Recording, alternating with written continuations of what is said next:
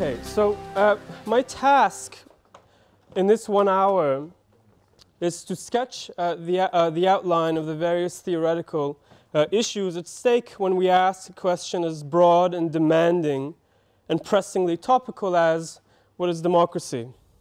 I have 1 hour. Is this, are we still on? Okay, great. Okay, I have 1 hour, but I won't be speaking for that long without pause. Though this is billed as a lecture, I would like to pursue it as a discussion because I think you'll get more out of it that way, especially when the questions are as difficult as they indeed are. I should also add a prefatory disclaimer. My task here is to generate more questions than to provide answers about the question, what is democracy?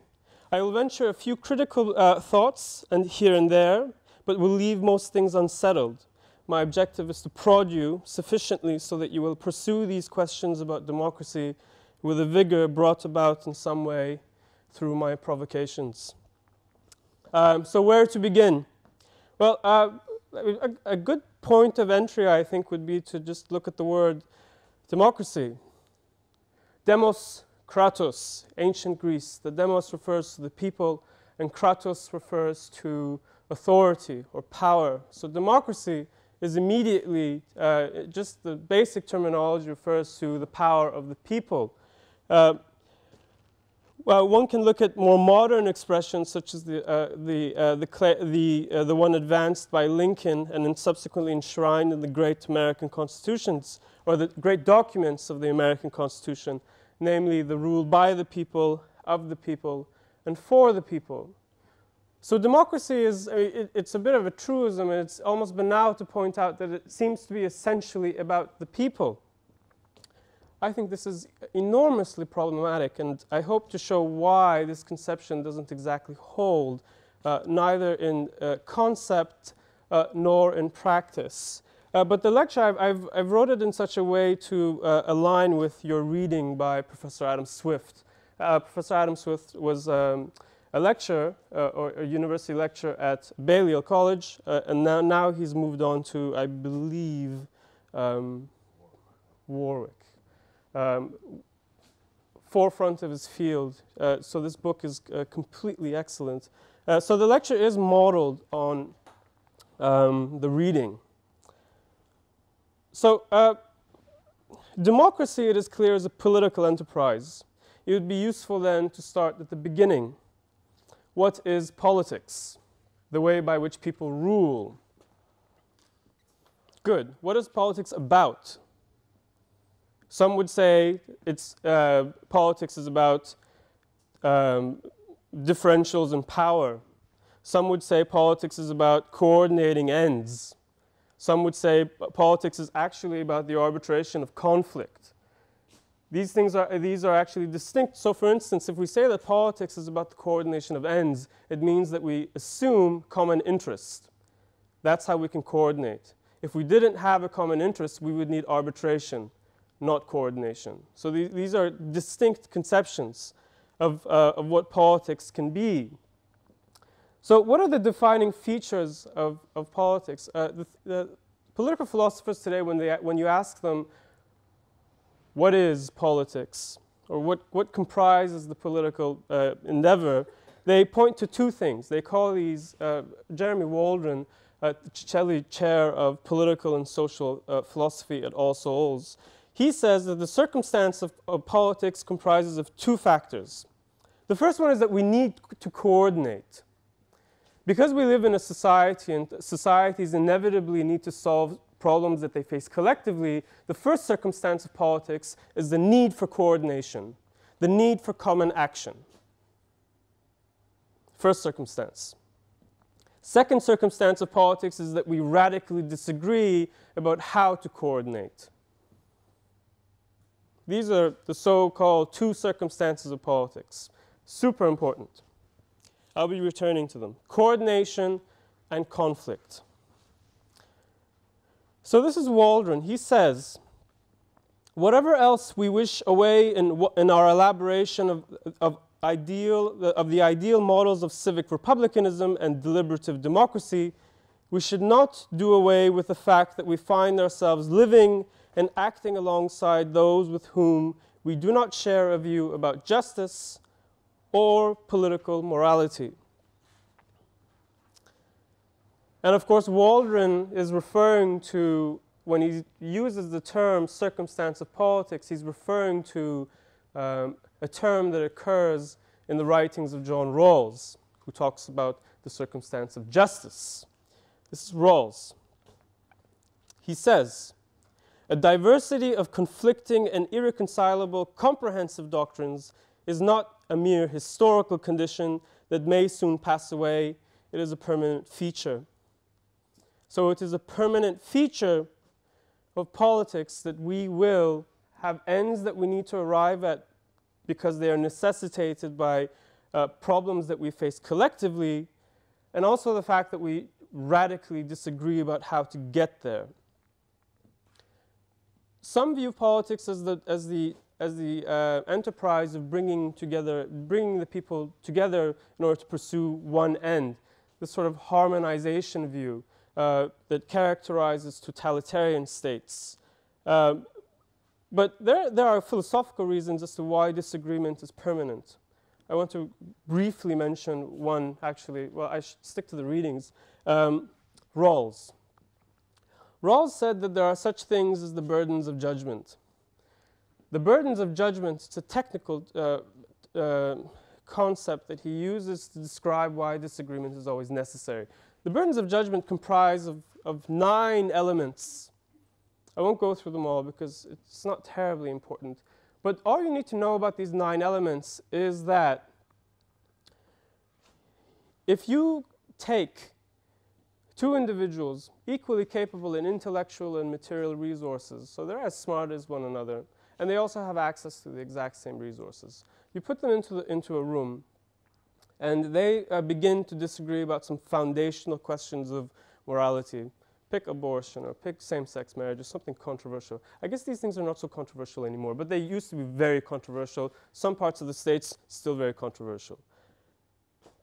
Rawls says that you put these people together and they will it's very likely that they will not agree.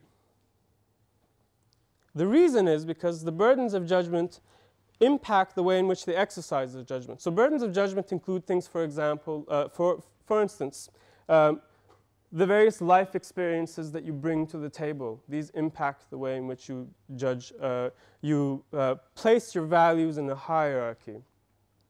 So even for instance, if we agree on a value, we might disagree on the placement of this value on this hierarchy of judgment. So imagine a pyramid. At the top is our principal value, and so on and so forth. So even if we agree that something, for example, like equality exists, it is a good value to have, we might disagree on where to put that value vis-a-vis other competing values. And Rawls goes on to elaborate as to why we won't agree, or chances are in a society that's broad enough and diverse enough, it just won't agree on some really foundational questions that have nothing to do with the main reason as to why people disagree in academic environments, namely errors of reasoning. Rawls said that there can be a complete absence of errors in reasoning, and still you will have disagreement. The technical term for this in the literature is disagreement amongst epistemic peers. Epistemology refers to that branch of philosophy that deals with problems of knowledge, and a peer is one's equal. So imagine having an epistemic peer. someone equal in their intellectual faculties, and we assume material resources as well. This is the problem of epistemic peers, and it remains unsolved in philosophy. Now that we have the general points leading us into the question of what is politics and what is democracy, it would be worthwhile to talk about the defining features of democratic theory. Democratic theory sort of divvies off into two camps. One camp emphasizes the importance of procedure. The other camp emphasizes the importance of good outcomes. So let us think about what democracy is, and more importantly, what democracy is meant to be. Many philosophers and political theorists maintain that democracy is primarily a mechanism.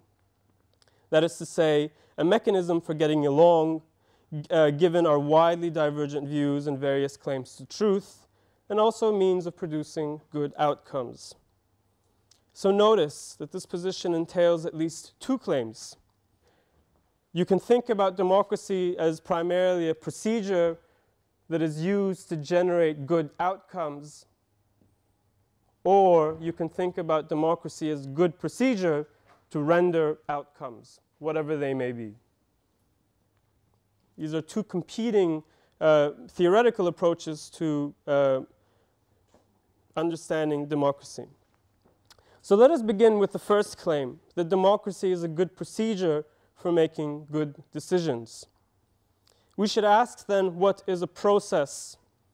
My training is in philosophy, and in my own work, in my PhD, I work on logic and language in relation to rights.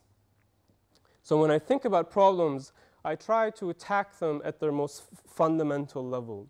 So when I think about democracy, I want to know what are the parts that comprise democracy. When I think about politics, I want to break it down into its itty-bitty parts to understand how each component contributes to the enterprise of politics. And so too with this dichotomy of process, or this problem of process. So if there are a bunch of theorists that say democracy is primarily procedurally heavy, it lays its emphasis on the importance of procedure. I want to ask, what is procedure? What is process? So the voting mechanism is the process, would you say? It's a type of process. What does it help us do? What are processes meant to do? Help us achieve our ends. Okay, now let's think about, again, I do philosophy, I think of terms in terms of variables. This is very strange, but bear with me. So when we say process, we're saying that it's a means to an end. It's a way to get there. So we say, if y is our end, and x is our current circumstance, where is the process? It's in the word to. Notice that if I were to say something along the following, that P should obtain between x and y. Obtain is jargon. It's just in philosophy, they use the word obtain to mean that something should exist or should come into existence. So when we say that voting is a process, we're saying that it should obtain between x and y. But we've already made some very robust existential claims here. Because we like procedures because we can't agree on outcomes. Isn't that right? But look, I've already said that P should obtain. Isn't this an outcome? So this obviously it's just conceptually inaccurate to view processes as outcome neutral. When I say that P should obtain and P should be the process for moving from x to y, I'm making an existential claim about P obtaining. I'm saying it should exist. And notice that my claims are actually a little bit more robust. They're quite radical when I say that P should obtain. I'm not saying that P should obtain because I think P is a bad thing. I'm not saying P should exist because I'm indifferent to P. I'm saying P should exist because it's good. That's why we say it should exist. That's why I say it should exist. I clearly would not say that it should exist because I think it's a bad thing. That's absurd. I wouldn't say that P should exist and I'm indifferent to its existence. That's also absurd. So notice that we're making, one, a claim about ontology. Ontology is that branch of philosophy that studies the existence of things. So we're making an existential claim. It should exist. And we're also making a moral claim that it is good to exist. I noticed in the book that there was a lot of emphasis on the sort of things that Rawls had to say. Rawls was one of those theorists who said that procedures are important. He said that procedures are important because of the burdens of judgment. Burdens of judgment, I remember, are facts about living amongst one another that mean that we cannot agree on some of the most foundational questions of political morality, the sort of stuff that underwrites our ability to do all the sorts of things that we need to do in a political community. So he came up with this suggestion. He called it public reason. He said public reason is that method or that standard or that ideal of political discourse, political conversation that leaves to one side all the sorts of things, all the sorts of considerations that would prejudice us towards some outcomes rather than others. So notice, for instance, if I were, I don't know, let's take something crazy. Imagine that I were very religious. And in my conversations with an opponent, I say that, you know what, this is bad because it's in my book, in my religion, that this is bad. No matter what you say, given that I bring this view to the table, it's just not going to work. We're not going to agree. And you come to the table with a different sort of book. Your book is something else. You say, well, no, this is good. Rawls called the things that we bring to the table comprehensive doctrines, comprehensive views. And he distinguished comprehensive views with something else.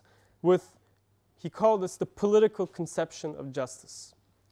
A comprehensive view is a collection of very specific and idiosyncratic approaches to what the good life is. So my book, your book, I don't know, my specific philosophical commitments in epistemology, something very specific. That comprises a comprehensive view. And then you have something called the political conception of justice, where I leave aside all the idiosyncrasies, all my particularities to one side, and I approach the table with the same set of variables that you approach the table. So if we say, okay, I have this book, you have that book, let's leave these aside and then come to the table.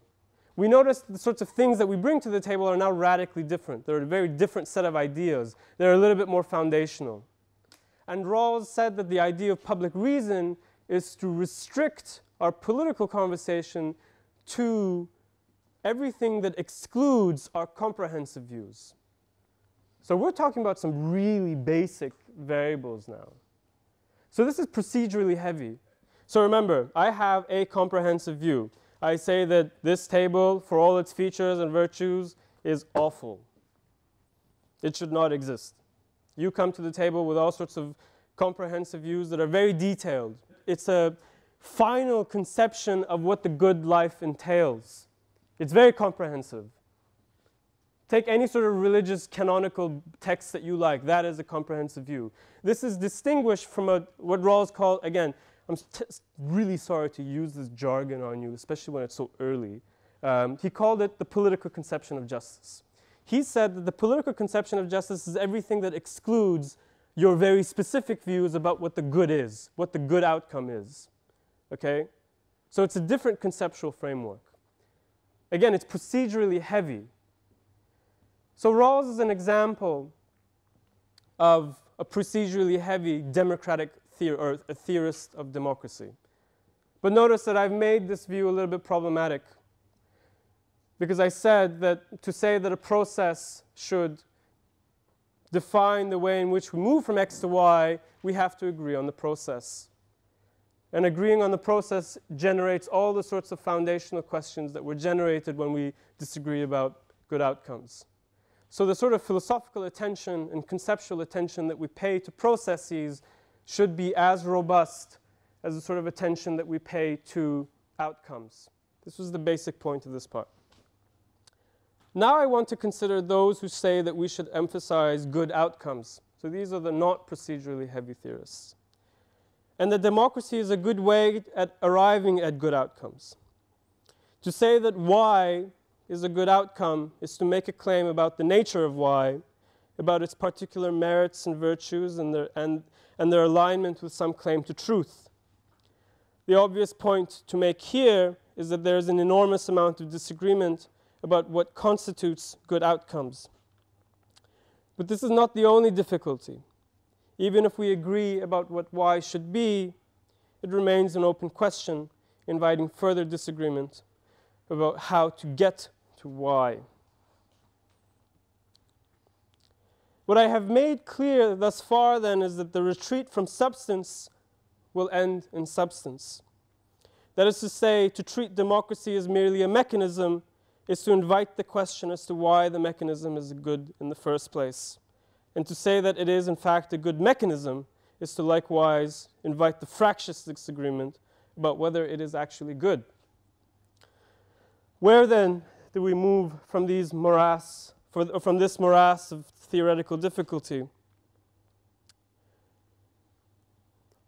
Let's think about the really foundational values at the heart of democracy. What are they? The foundational values. They're really easy. There are only two. Anyone who lives in a democracy can put their finger on it. Equality and liberty. So what do I mean when I say that democracy needs to be argued for on substantive rather than procedural grounds? Well, the first thing it could mean is that we need to flesh out why democracy is actually valuable. We already said things like equality and liberty, but maybe we could just think a little bit more deeply about those issues. Why, for instance, is equality valuable? It's fair. What comprises fairness? Why should I be fair rather than unfair? Basic rights. What if I were to deny the existence of these rights? What sort of claim would you make to say that, in fact, you're wrong, buddy? These things actually exist.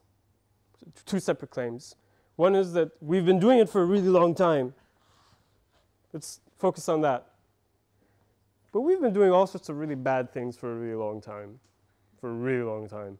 And we probably do more bad things than good things. And we have been doing those bad things for probably much longer than we have been doing those good things. I can give you examples. The idea that women are equal to men is breathtakingly new. When we ask a question like, what is fairness, why is fairness good, we're asking some very deep moral questions. And you can't answer a moral question if you don't have a grip of what morality is. Is morality a system of subjective values? Just bring something to the table because I was taught that it's good, because it's in my book, or for some other reason. Or is morality something different? Is it like any other objective undertaking, like mathematics? I think it's the latter. I think morality is far closer to a discipline like mathematics than it is to, for example, something else, like the way in which I feel. The reason for this is that we go about creating our conclusions through using this faculty called reason. And the claims of morality can be adjudicated, can be judged on the basis of how they align with the rules of logic. And the rules of logic are finite. So for instance, the most basic law of logic is the law of non-contradiction. P cannot equal not P. Cannot equal not P. You would try your heart out to negotiate with that. You will not be able to negotiate with that. It is a fact. It is a fact. The law of non-contradiction is a fact. You cannot make P equal not P. Something super basic. So for instance, if you came up with a moral theory that's premised on contradiction, I could say, oh, hold on. You have a P in here and not P in here. What's going on? So I've been able to judge your claims on the basis of the reasoning that you used. And this is a small introduction as to why philosophers think that morality is objective. So because a reason is a fact. The law of non-contradiction is a fact. A reason is the relationship between facts. You put all these things together and you come up with a reason.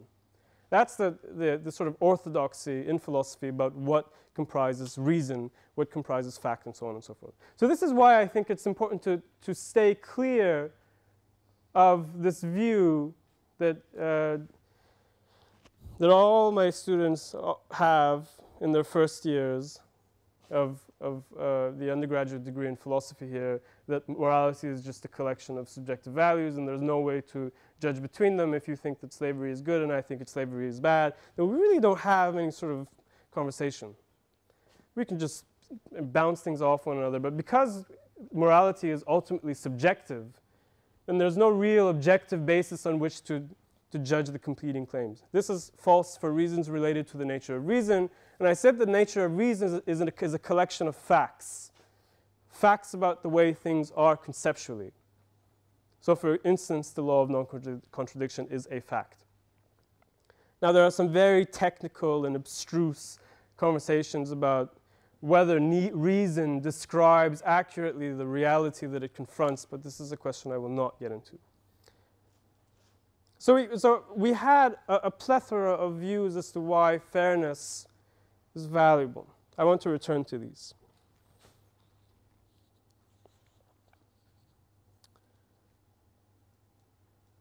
So I do not have the time to go into the details of the various answers that are forthcoming or that have been forthcoming. But it suffices to say here that we generally cast the value of democracy in terms of liberty and equality. We say that democracy is inherently about equality because it rests on the idea of one vote per person, and that all these votes need to be taken into account. We also say that democracy is inherently about liberty, the other branch, because the rule by the people is a form of self-determination. The people can determine their destiny only if they get to make the decisions, and the people are only equal when their votes are held in equal measure. So notice the sort of reasons that I advanced for liberty and equality. I said that liberty is valuable because it generates the capacity for self-determination. I've assumed that self-determination is a good thing. I'd like to leave that as an assumption. So it's good that I determine what to do with myself rather than the state determine what I do with myself. Self-determination. And I also put my finger on equality, and I said that equality is good because it bears a certain respect, a presupposed respect for the views that people have. If someone is smarter than me, it doesn't mean that they should, if someone's IQ is twice as high as mine, does not mean that they should have twice the vote. Not because my vote will actually generate truth in equal measure. It won't. If I'm much dumber than someone, the sort of decisions I make will reflect those intellectual resources. So if we were to think about this in purely economic terms, we would say, restricted context, we would say that let the expert make the decision. because we want a good outcome. And if we want a good outcome, let the guy who knows what he's doing do it. But the idea of equality runs against the grain of that kind of reasoning. It says that we have to assume equal ability. And because we have to assume equal ability, we have to give you equal participation in the political enterprise. One vote, one person, regardless of how smart you are, rich you are, who you know, etc. Bear in mind, it was not always like this. Not in the States, not in the UK, not anywhere. The idea of universal suffrage is very new. Like I said, it's very new. Women were granted the vote in the UK and in I guess most of the Western world early, right after the First World War. In some cantons of Switzerland, they were not granted the vote until 1974. One canton of Switzerland, women were not allowed to vote until 1974. Women in Saudi Arabia are still not allowed to vote. So this idea that universal suffrage is sort of, it's always been there, it's been universal in terms of time as well as place, very new. So I said that we have two conceptions before us, liberty and equality. And I said that liberty is good because it allows for self-determination. And I assumed, I haven't given a proof for why self-determination is valuable. And I said that equality is good because of the sort of respect that it bears to people, without regard for things that are essentially subject to lottery. For instance, if you were born in a rich family, chances are you're pretty smart because you went to good schools and so on and so forth. So these are things that are predicated on lotteries. And for a state, a community to function politically, it needs to assume certain things. And equality is one of those assumptions.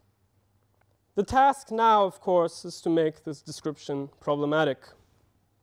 For one thing, and this is quite incredible, it's actually based in the work of my supervisor, so I feel like a little bit of a cheerleader here, but I'll tell you what he does. This is what he says. He says, no constitution in the world currently has a mechanism for the people to self-govern. No constitution. They do not have mechanisms for the people to govern. So we said that, remember, we said that liberty is valuable because of self-determination. Lincoln said, it's not only government of the people, because every government is a government of the people, it's governing people, of the people. It's not for the people, that's not what democracy is. Because you could have a benevolent despot, a benevolent tyrant, who makes all sorts of good decisions that are good for the people. So that's not where the emphasis is. It's not for the people, and it's not of the people. It's by the people. That's where democracy lays its emphasis. Because this is where self-determination materializes. My supervisor,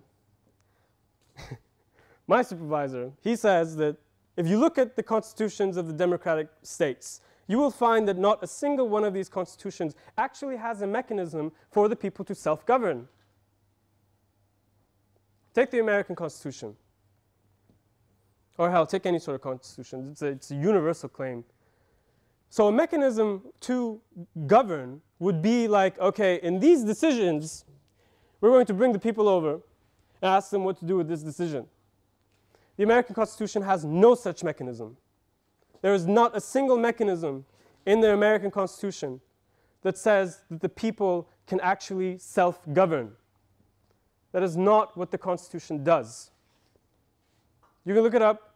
If you find something in that Constitution that says the people govern, they actually govern, you will have overturned the life work of a philosopher who is coming to the end of his career. What the Constitution does is generate mechanisms to be governed. So the Constitution of the United States, as well as the various documents that comprise the British Constitution, or the Canadian one, or any sort of standard Western Constitution, they think about mechanisms that are good mechanisms by which they want to be governed. It's radically different than the claim, the sort of rhetorical claims that are made in the Constitution of the United States that says, we the people, of the people, for the people, by the people, etc. No. If this is the rhetoric, show me the law. The best that you have is an aggregation of mechanisms that allow you to define how you will be governed. So this is a radically inferior position than the kind that your rhetoric would lead you to believe. So for instance, the act of being governed is organized by the sorts of mechanisms that we bring together to be governed. So for instance, we say elections. Elections are a good way. But when I elect someone and they become my representative, is it me who's doing the governing? No. It's my representative that's doing the governing. I get to choose my representative. But my representative is subject to all sorts of pressures and so on and so forth that make his decision far removed from the kinds of decisions that I would make. This is my supervisor's thesis. So the governing is done by representatives, and they're elected once every 4 or 5 years in electoral systems that are recognized, even by those who run in them, to be drastically unfair.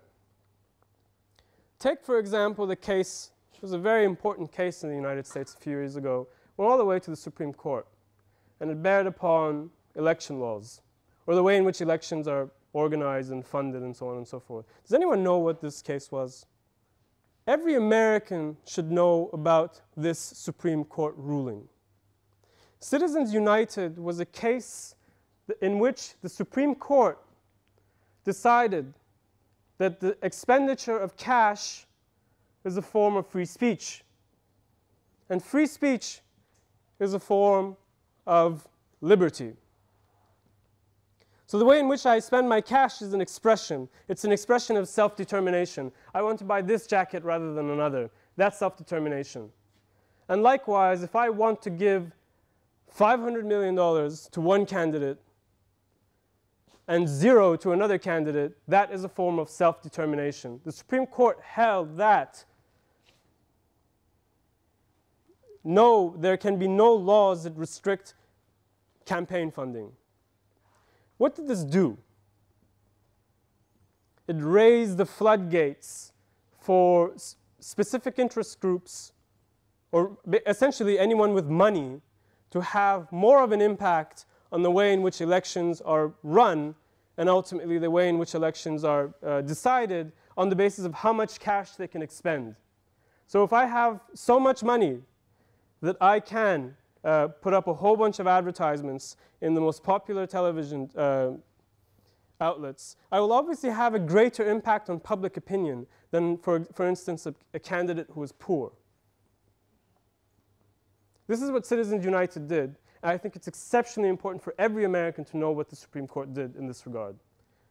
It said that if you have more cash, you can have more say.